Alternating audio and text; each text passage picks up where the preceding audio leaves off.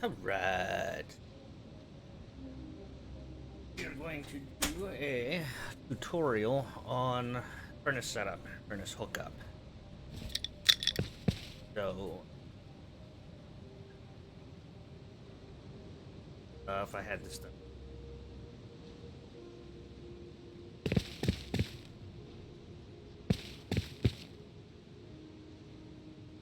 Okay.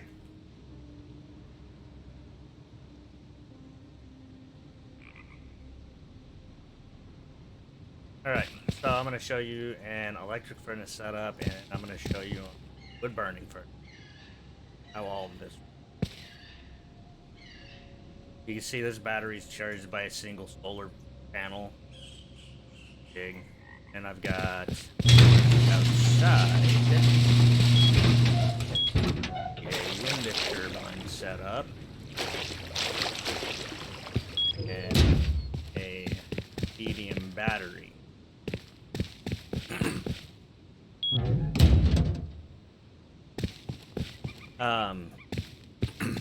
So on the normal furnaces, a single battery, a single solar panel will power this indefinitely, as long as your solar panels face towards the north or close in proximity between 350 degrees and 10 degrees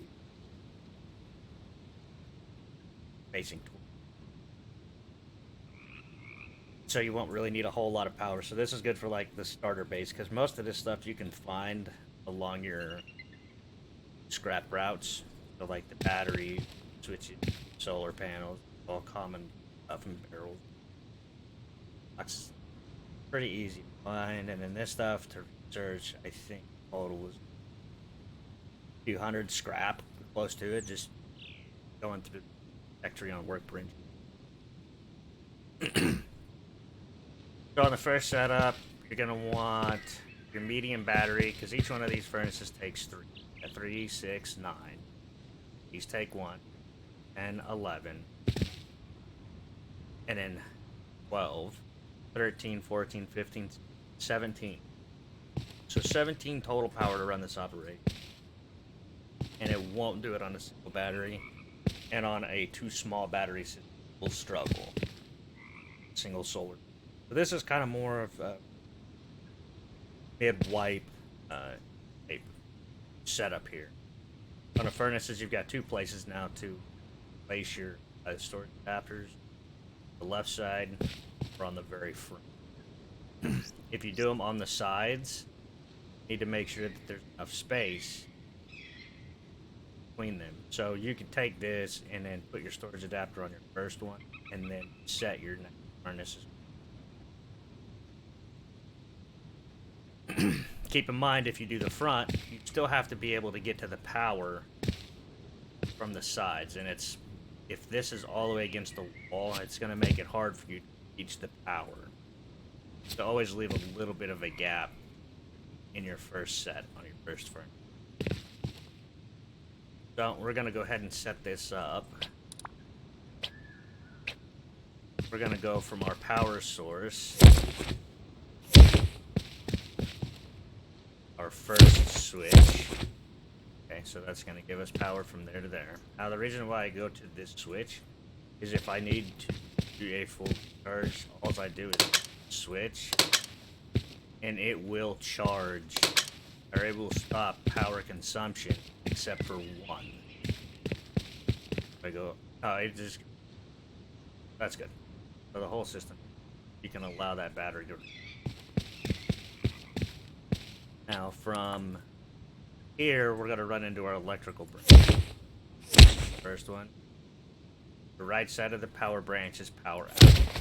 Going to power out all of those.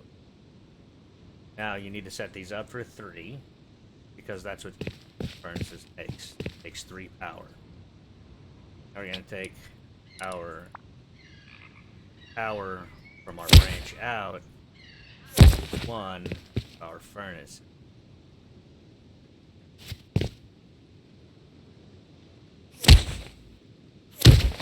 So furnace 1 has power. Stop out furnace. and branch out power to furnace 3. Now all of our furnaces are powered. Now the extra switch, that's going to control our conveyor system. So from the power outside of your last branch, go right into the electrical input of your switch, there, up, and then branch out to power, and it hit pass through power input. Now when I flip this system on, these are ready to kick on, and then flip that switch and it controls the conveyor system. Kill the whole system, boom. Now here's the neat thing about the way that update works, is I've killed power, but as soon as I turn power on, the furnaces kick on, and my conveyors will kick back on. So I don't need to continuously turn them on. See? Everything kicks right back on. Now, we're going to need an industrial combiner and an industrial splitter. Combiner is going to take what we have in here that's been cooked and out to one of our boxes. This is going to take our ore from our ore box and split it into the 3 furnaces. So, we're going to head that up, out. The cooked. I like to use the head to show it hot.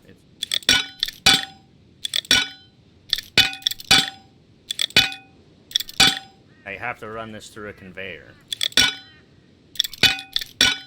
So we'll use top or out, all the way down here.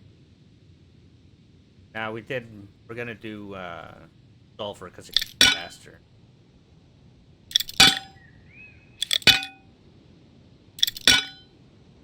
And so everything that comes that's red is hot, so it's just been cooked. Pop green for our outs.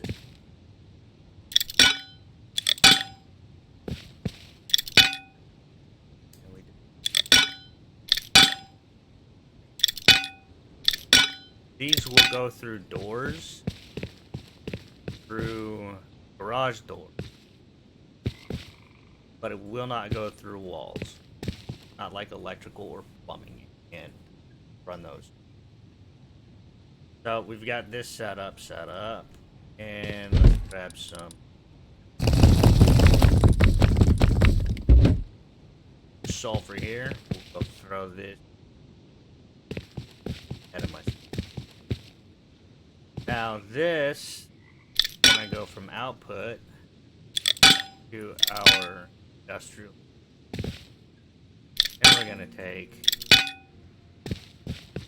all the way down to where we store our... So now we have this system set up on a minimal footprint, mind you, as far as power consumption. We're gonna run over here. We're gonna drop our ore in, and flip our system on. Now the conveyors are gonna start throwing sulfur in. Furnace is gonna cook it down. I don't know why. The third one's always been the tricky one.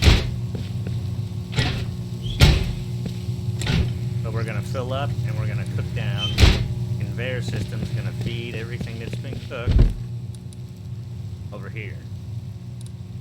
So as it's cooking, it's dumping into here. So it makes it a constant flow of sulfur. If you can leave this system on constantly, as long as you have a continuous source of power charging your battery, because our total power output is 13 for that entire system. So like I said, you can do a 2-battery system. It's just going to struggle, especially with a single solar panel, which at max puts out 20.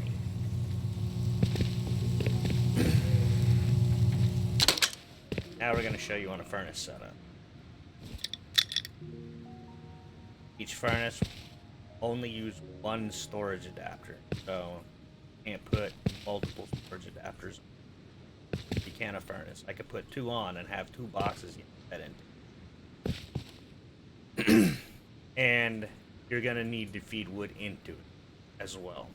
So, do our out system.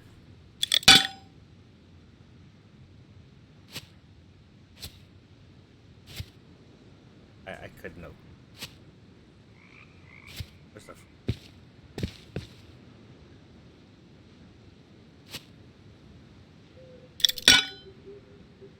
out and out. Again, gonna need the conveyor.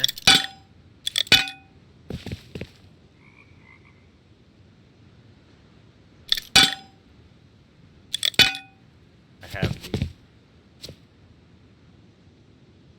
conveyors on the top of the boxes.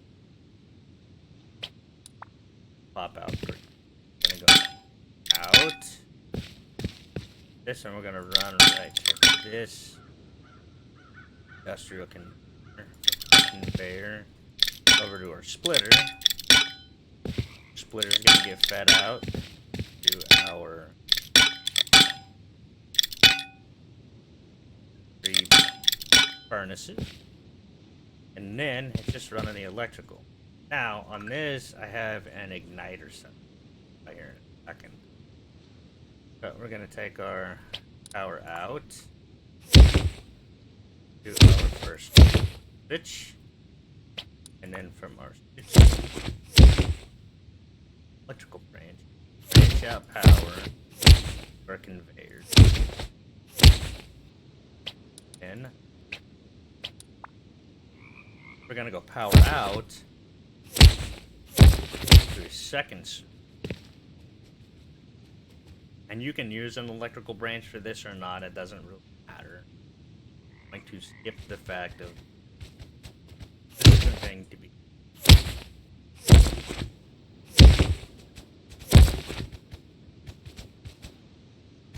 This system is set up.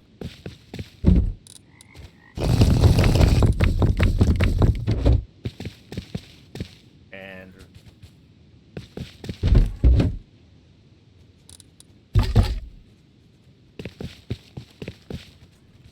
ore box, we need to put in more than just wood because it takes wood to work the furnace. Add in, throw put in there, and then we're gonna flip the system on, those on, and if I come over here and look, it should start singing.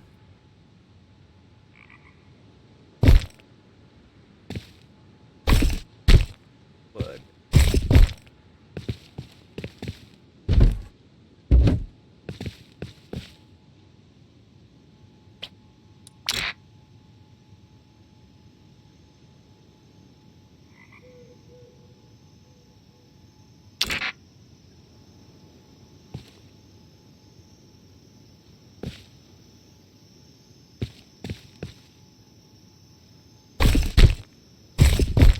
But the way this update is, it's making things a little challenging.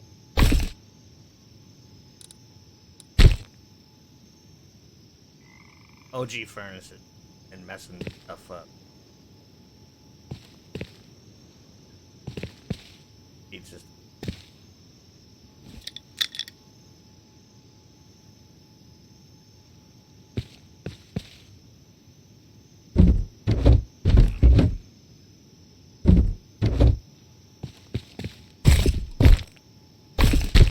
But, I mean, you get the generalized concept.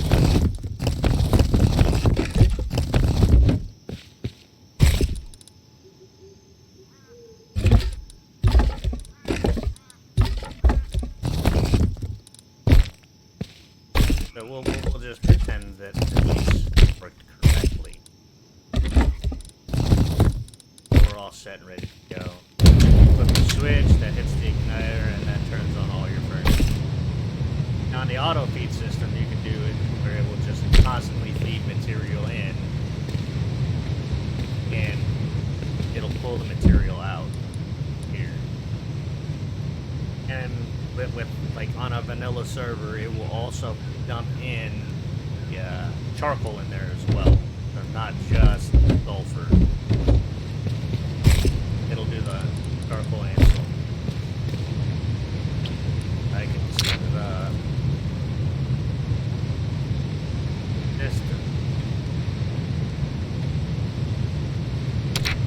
And that will only pull what I've asked it to.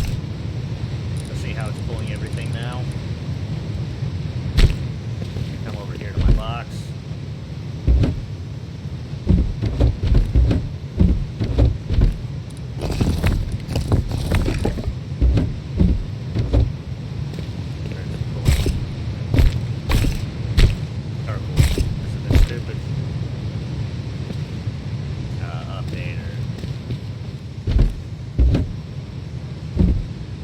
It's running.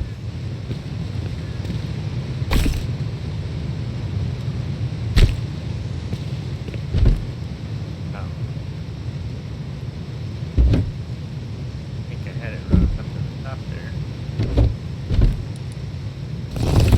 Oh yeah, no shit, I'm a dumbass.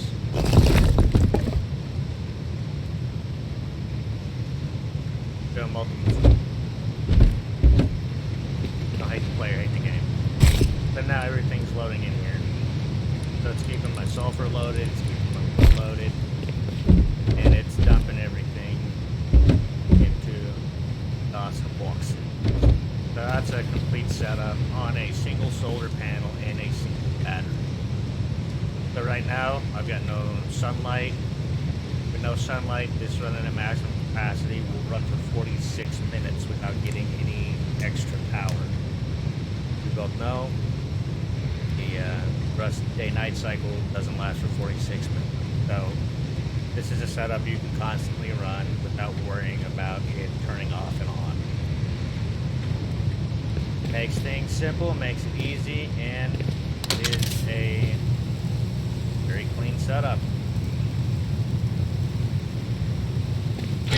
I still have hot stuff in there. It's cooking and dumping into the other one. So you can set up entire factories with it. And it's super easy and super simple. And if you got any questions, I can break it down, Bernie style, even